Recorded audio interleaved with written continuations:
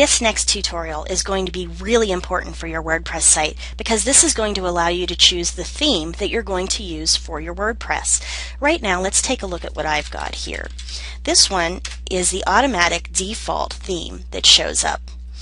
And it has my picture, it's got my links down here, what they are so far, my search, comments, archives, and all of these can be adjusted. But let's say that I don't like this theme in particular. What I'm going to do next is I'm going to go to the top of my dashboard where it says WordPress Tutorial Hub, and I'm going to click on that. And it's going to bring me to my front page. And then I'm going to go down to Themes. And the theme is what makes it look like it looks. Right now this is 2011. 2011 is the default theme that WordPress gives you when you start. It allows you to customize your widgets, menus, theme options, header, and background. But there's also another 2010 down here that I can use, or I can install a theme. So let's say that I want to look for a theme by keyword, and I'm going to put in tutorial, just because I want to see what happens when people have designed themes that are done for teaching. And this is going to show me a few that come up with that particular keyword. Or I can go by author or tag. So let's say that I want to go ahead and pick one of those two that came up. I can also go into featured, and these are just a whole bunch of different WordPress themes that are featured. There are recently updated, and there's also newest. So I'm just going to pick this one. It's called Catchbox, and I'm going to click install. It's installing my theme, and it's done. So I'm going to click Live Preview. And this is going to show me what my site will look like with this theme. If I decide I like what I've got, I'm going to click on Save and Activate. So now when I go into my WordPress page, the new theme is going to show up. So I've got home and sample page just like before, but I can go ahead in and I can change all kinds of things about this page. So let's go ahead in and take a look at the widgets that it's got installed. Widgets are just little programs that allow you to have certain things on the side. For instance, you can see here my main sidebar so far has a search, recent posts, recent comments, archives, categories, and metadata. Sure enough, here's my search, comments, archives, categories, and metadata. If I decide that I don't want to use any of these, I can always click and drag them out. But I'm going to leave them there for the moment so I can show you how to use them later. It also has menu options. Now right now I don't have a menu in here, but I can create a custom menu just by clicking it into Menu Name and click Create Menu. And it will allow me to start by clicking my primary menu, add my secondary menu, and my footer menu if I want. And then when I go into here, let's take a look at the theme options.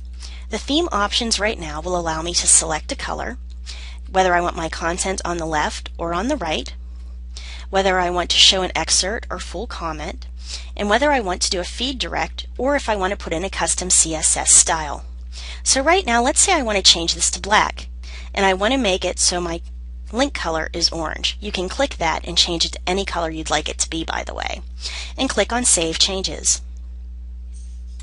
Now I can go into my tutorial hub, do a refresh, and now you can see I've got the black and gray theme rather than the white theme, and it shows all of my links in orange.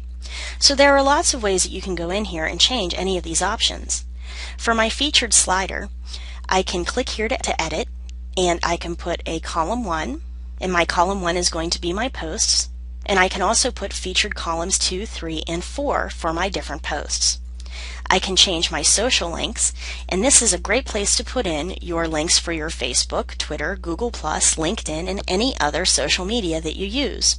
We've got our Webmaster Tools, and this allows us to do, say, our Google site verification, Yahoo site, Bing site verification, etc. You can choose your header. You can either keep it the way it is, or you can put in another picture, and the picture should basically be the size and shape of your header. And I'm just going to go ahead in and just choose a random picture and put that in.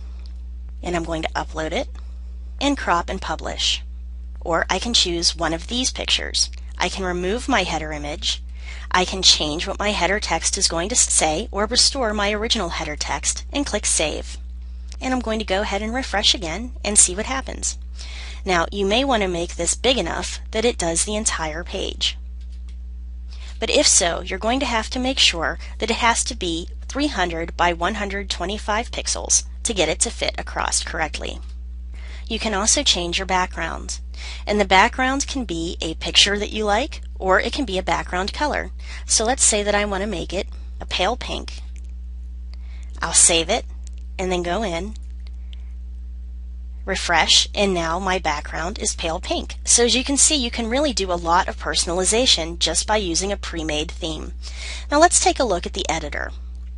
The editor is going to allow us to change our PHP and HTML files. Again, if you're not quite sure what you're doing with this, you'll want to stay out of this section because just one misplaced comma and you'll blow out your entire website.